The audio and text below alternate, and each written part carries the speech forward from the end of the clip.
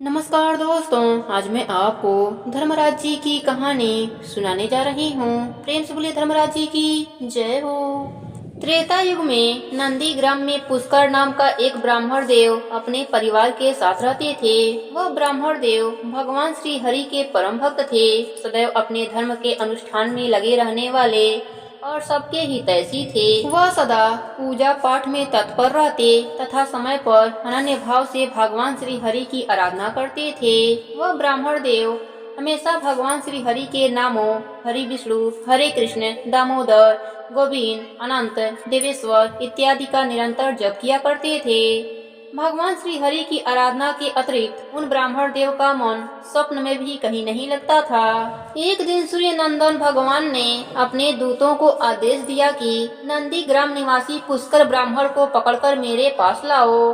धर्मराज जी के दूत आज्ञा पाकर नंदी ग्राम पहुँचे और धर्मराज जी के बताए हुए पुष्कर को ना पहचान कर वह पुष्कर ब्राह्मण को ही पकड़कर यमलोक ले गए। ब्राह्मण पुष्कर को अपने दूतों के साथ आता देखकर धर्मराज जी भयभीत हो गए और सोचने लगे कि यह पुण्य आत्मा महात्मा पुष्कर को लेकर मेरे पास क्यों आ रहे हैं।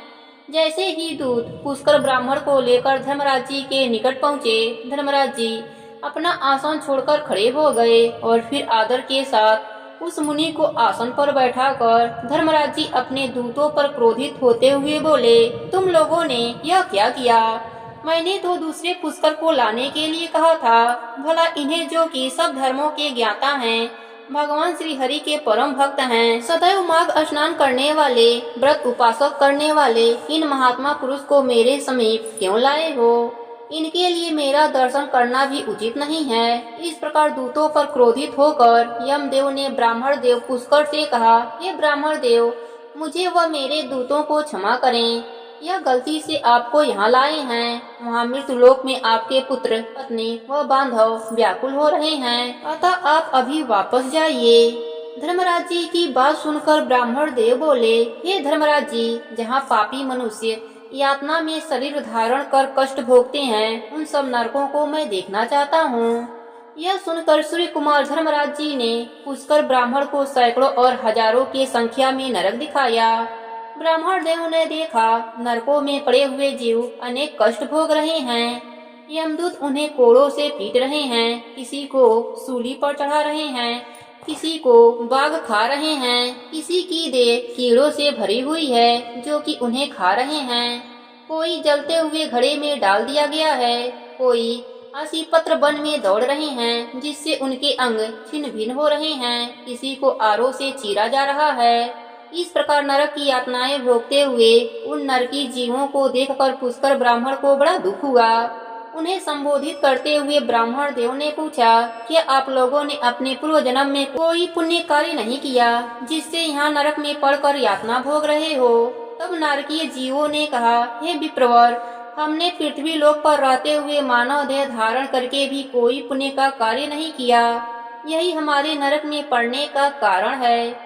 हमने पराई स्त्रियों से अनुराग किया, दूसरों के धन को चुराया, वस्तुओं पर जबरदस्ती अधिकार किया, हिंसा किया, झूठ बोला, दूसरों पर गलत लांछन लगाए, ब्राह्मणों और वेद शास्त्रों की सदैव निंदा किया, न तो भूखे को अन्न दिया और न ही प्यासे को कभी जल पिलाया, पशु पक्षी गाय कभी किसी के लिए अन्न जल की व्यवस्था नहीं की।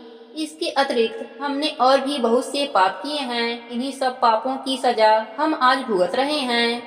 उनकी बातें सुनकर ब्राह्मण देव ने कहा, तुमने अपने जीवन में कभी भी श्री हरि की पूजा नहीं की, उनके नाम का चिंतन नहीं किया, इसलिए तुम आज इस दशा में हो। जिसने समस्त लोकों के स्वामी श्री हरि का पूजन किया है वह मोक्ष तक को पा गया है, तो फिर इन पापों की तो गिनती ही क्या है। परंतु अब यहाँ हाहाकार करने से क्या लाभ।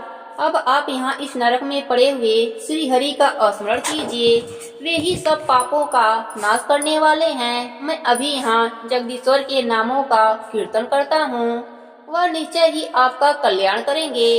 ब्राह्मण देव की बात सुनकर नरक के जीवों ने कहा, हे ब्राह्मण देव, हमारा अंतःकरण अपवित्र है, हम अपने पापों से दुखी हैं, लेकिन जब से हमने आपका दर्शन किया, आपके देह को छूकर आने वाली हवा जो हमें स्पर्श कर रही है, वह हमें परम आनंद प्रदान कर रही है। आपके दर्शन से हमें संतोष हुआ है। हम जैसे पापी लोगों पर आपकी कितनी दया है। तब धर्मराज जी पुष्कर ब्राह्मण और उन नरक के जीवों की बात सुनी तो धर्मराज जी ने कहा, हे ब्राह्मण देव, आपके पुत्र, पत्नी व बांधव सब पृथ्वी लोक पर शोक कर रहे होंगे, अतः आप वापस जाइए।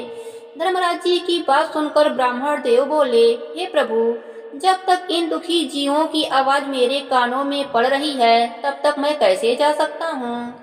इतना कहकर ब्राह्मण देव भगवान विष्णु की आराधना करते हुए बोले, यदि मैं समस्त भूतों के आत्मा और सबके ईश्वर सर्वव्यापी श्री हरि की नित्य उपासना करता हूँ तो इस सत्य के प्रभाव से नरक में पड़े हुए इन जीवों का तत्काल उद्धार हो जाए। हे कृष्ण, हे दामोदर, हे जगन्नाथ, हे हरे, हे मुरारे, हे जगन्नाथ, यह नरक के भीतर यातना में पड़े हुए इन सब जीवों की रक्षा कीजिए।